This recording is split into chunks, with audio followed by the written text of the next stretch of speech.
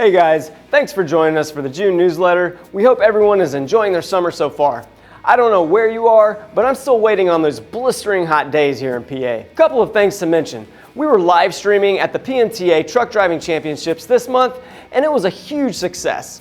We've posted and will be posting lots of good content from that event, so don't forget to check out our YouTube channel for all of that good content. Also, like I mentioned last month, make sure you check out cnslearninghub.com.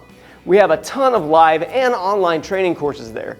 Some of them can even be free if you join a program. Our next live training is on July 17th, and we'll be covering backing maneuvers and techniques.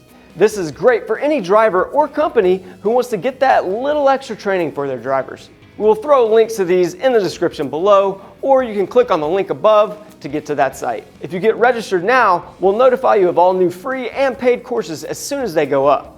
Okay, back to the news. This month, we are talking about the driver apprenticeship program, foster kids and trucking, the magic of fixing CSA scores, cheating drug tests, and HAZMAT updates. Okay, let's get started.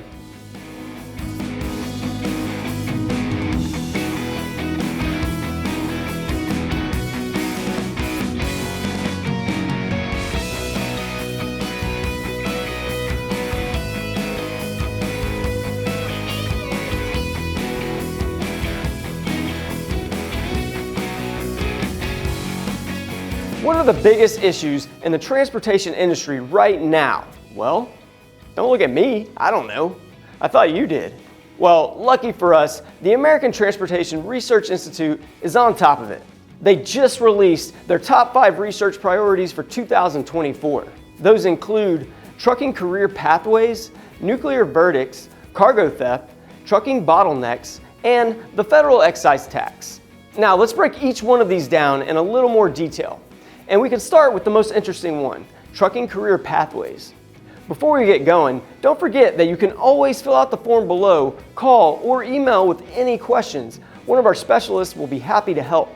So, as you probably know, the trucking industry is always trying to figure out ways to get the new drivers into the industry, especially with the ongoing driver shortage in past years. They recently launched the Under 21 Trucker Apprenticeship program to get young drivers into a program that will let them drive interstate at a younger age. Well, the ATRI is researching new ways to get people into a trucking career. And now that includes those untapped populations that have not quite figured out what they want to do or have an increased likelihood of ending up in a not so ideal adult life. Who are we talking about?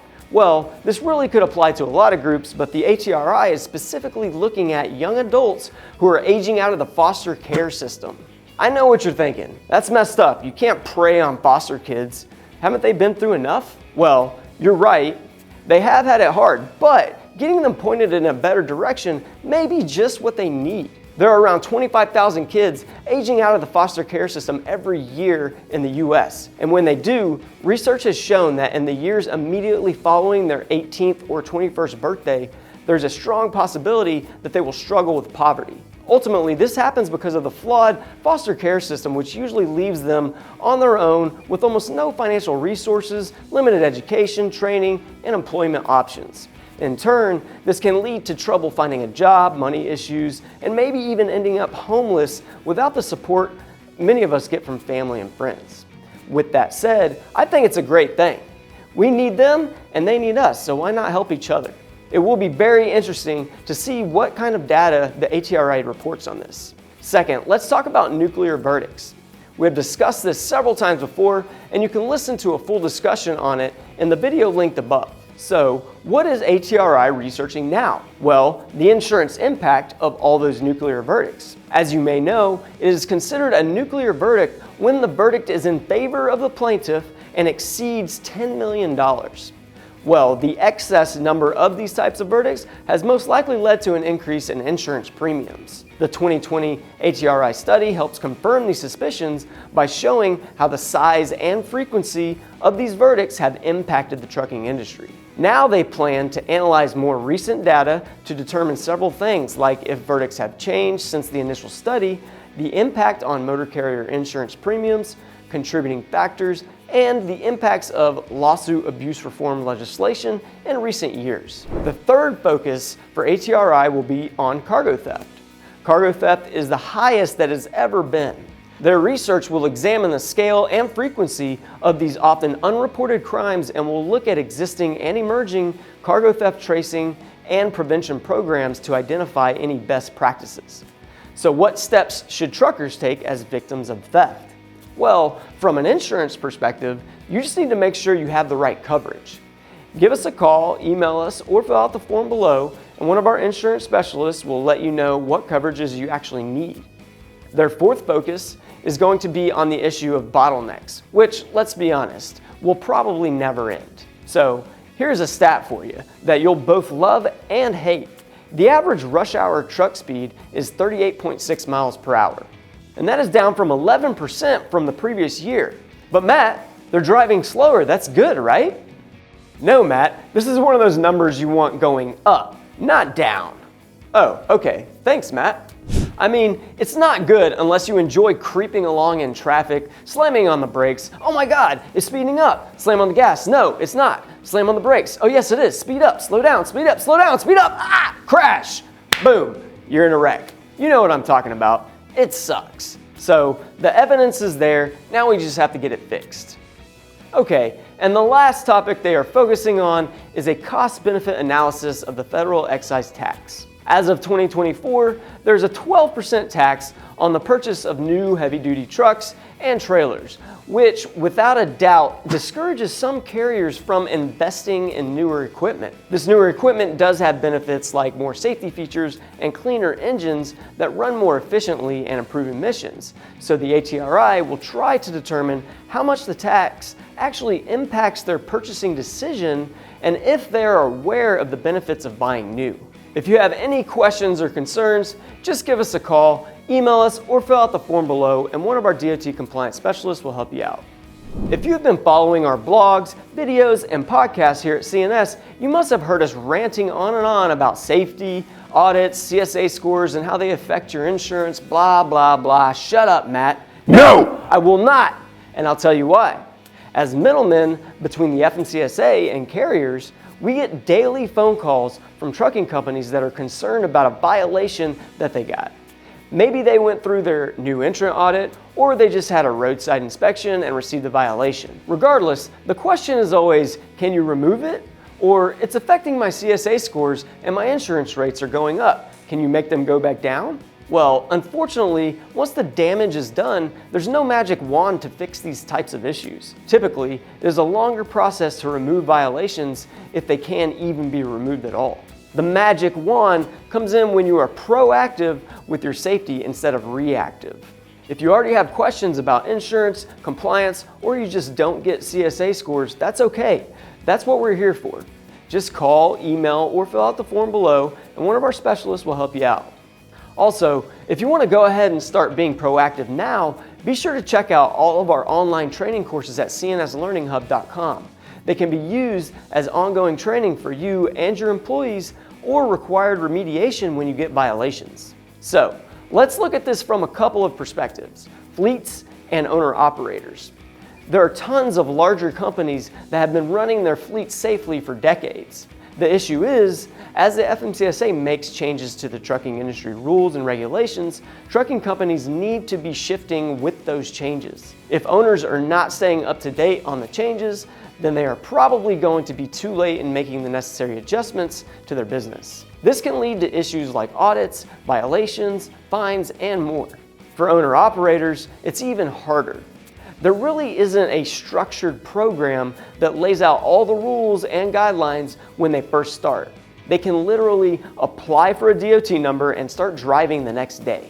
While many owner-operators have experience driving trucks, they usually don't have skills in driver management, safety, maintenance, or even HR experience, and by the time they realize what they need to be doing, it's too late. Every new trucking company will go through a new entrant audit. It is required. But those may not happen until after 12 months of being in business. At that point, they probably hired drivers and bought more trucks, but never bothered to truly understand the safety requirements they need to follow. And unfortunately, that can be a death sentence for those smaller companies. If they get violations during their new entrant audit, that's when we get the call. Hey Matt, Gobi Trove here. I gotta tell you, I just went through this audit a couple of months ago, and I got flagged for all kinds of stuff. Now, my broker won't give me loads, my scores are bad, and I didn't even know I had the audit until a few weeks before it happened. Can you help me out? And of course, the answer is usually, well, Gobi, we're gonna do everything we can for you. We can definitely help you get your business back on track, but it's gonna be a long road for Gobi Trucking LLC. Sometimes these violations can take a few years to fall off.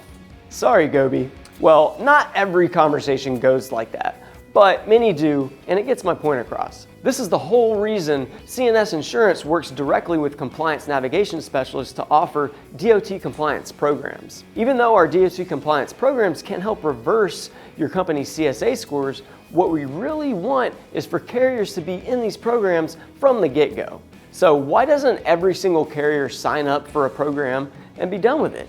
Well, that's easy. Money. No new carriers want to start shelling out a monthly payment right away for something they don't technically need. It's always, no way, Matt, I'll just do it all myself. Well, fast forward a year, and guess what, Gobi? I talked to you last year when you started your business and tried to get you into this program, but you gave me the cold shoulder. We are still going to help. So, not to beat a dead horse here, but the key is to be proactive and stay ahead of the issues. CSA scores matter, and there is data to prove it. It's been proven that companies who get unsafe driving violations will get more violations. Companies with bad vehicle maintenance habits have accidents. Companies who push a driver's hours of service limits have accidents. And companies who have accidents, you got it, have more accidents. So how do you prevent that?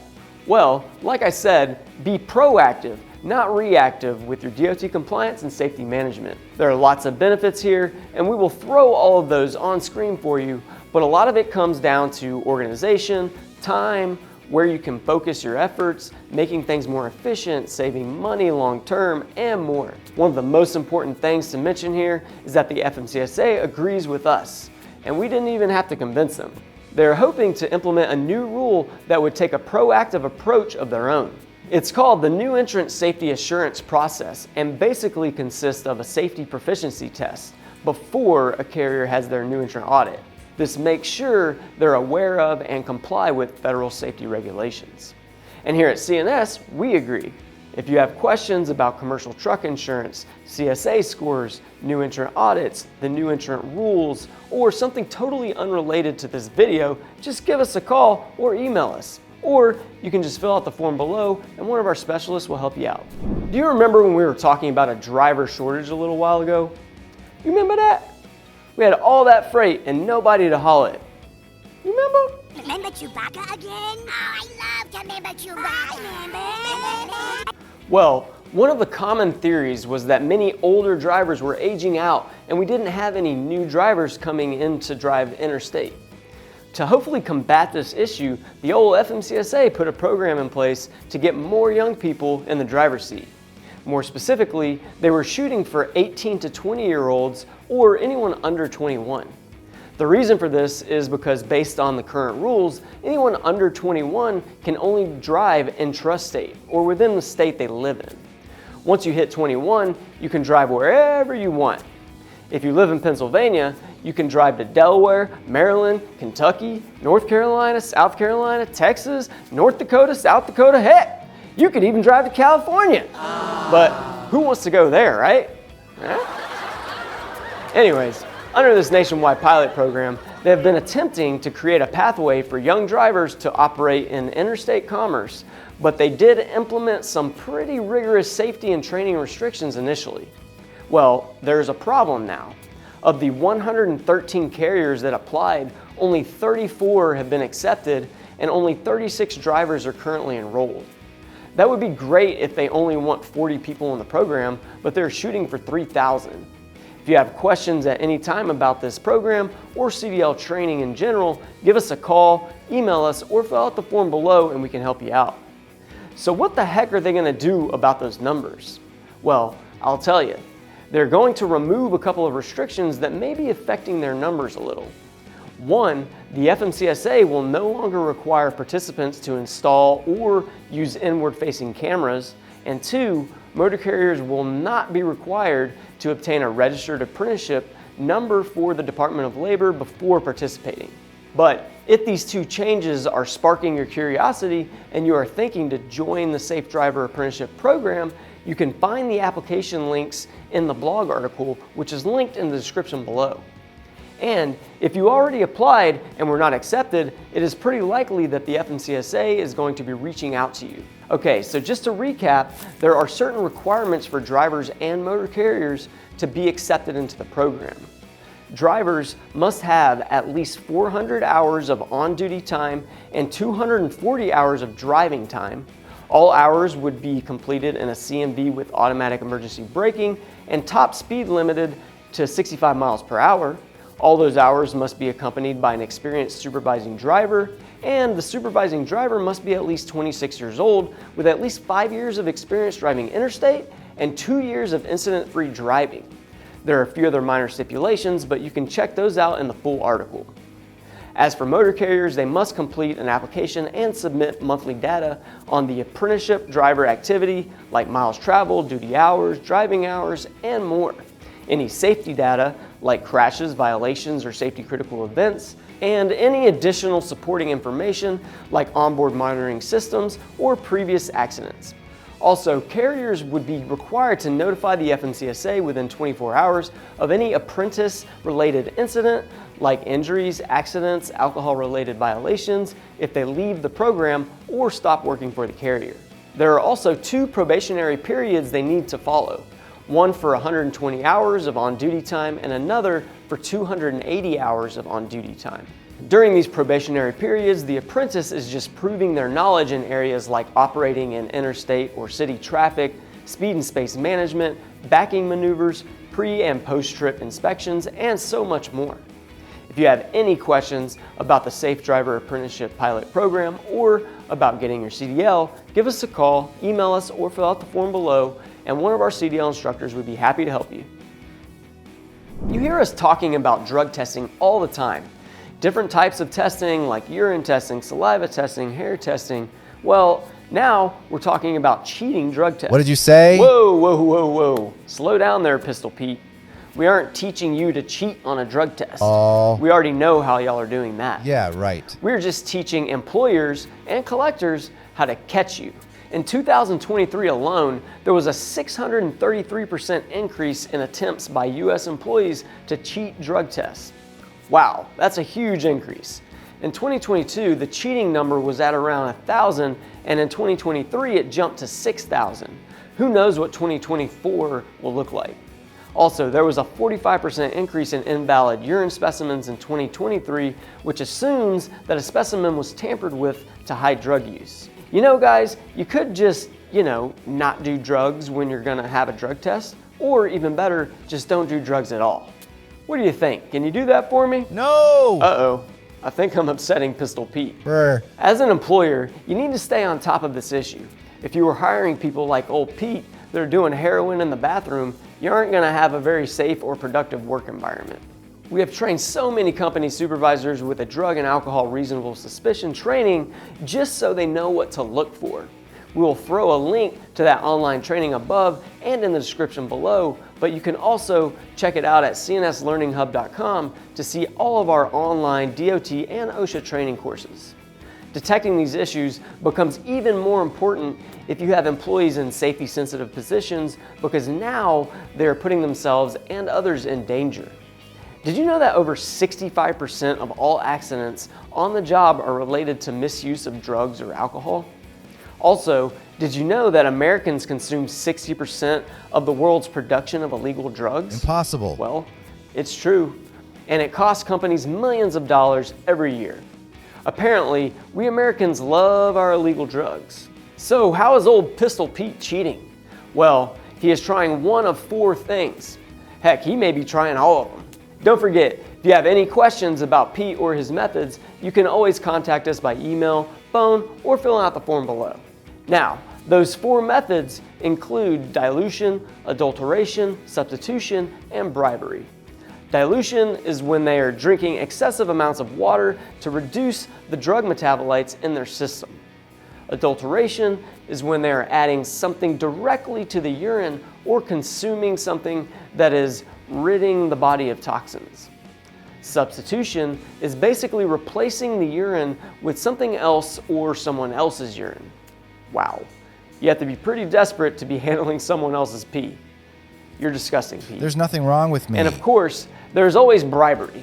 I'm going to assume that Pete doesn't have $1,000 though, because he spent all of his money on drugs in the first place. No, not true. So how can collection sites and labs catch or prevent the cheating?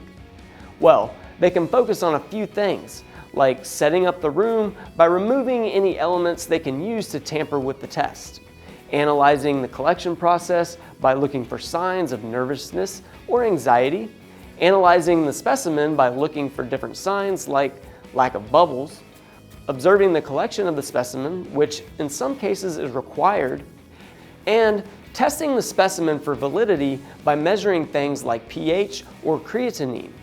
The bottom line here is that as an employer, there are ways for you to prevent it. Honestly, from the sounds of it, with the increased numbers, maybe we're just getting better at catching them. If you are required to drug test or just want to keep a drug-free workplace, we can always create a drug testing policy and procedure for your company.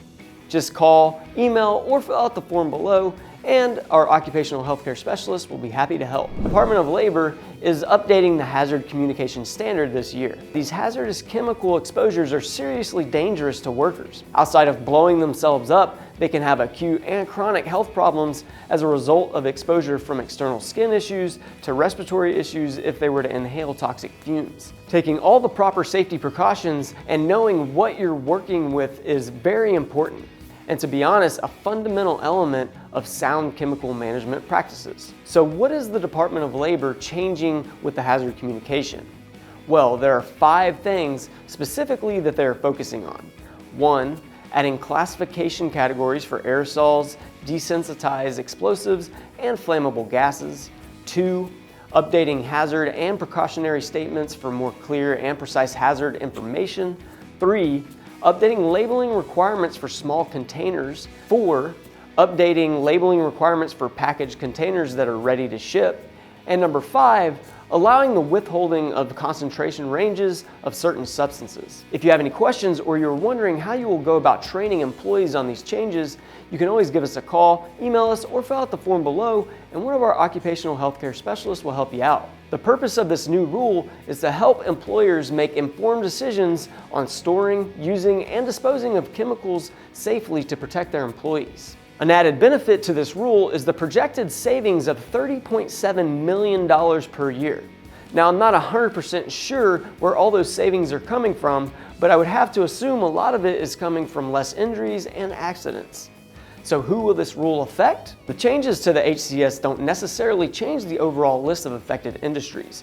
Some of the changes will specifically affect groups who manufacture aerosols, desensitized explosives, and flammable gases. Other changes affect certain manufacturers or hazardous chemicals that are packaged in small containers or those that are not immediately distributed after being released from shipment. OSHA does know that employees will have to be trained in the new rule, labels, etc. So health and safety specialists will have to dedicate time to training employees, which they have estimated to only take around 12 minutes per worker. As an employer, what you want to avoid is getting violations and getting fines. While training, labeling, and safety data sheets violations are fairly common, the most common violations are because employers fail to develop, implement, and maintain a workplace hazard communication program in the first place. We will throw the details on screen, but some of the major changes to the hazard communication standard include changes to the hazard classification, labels, safety data sheets, and information and training. With this new rule coming in July 2024, get ready to train your employees on the latest hazard communication standard changes. If you have any questions about the hazard communication changes or how to train your employees, you can call, email, or fill out the form below and we can help you out. Well, that's it for this month. I hope you learned something. Don't forget to check out cnslearninghub.com for all of the online and live training courses that we offer, and make sure to get signed up for our July 17th training on backing maneuvers and techniques. Links are all below. If you ever have questions, just give us a shout and we'll be happy to help. See y'all next month.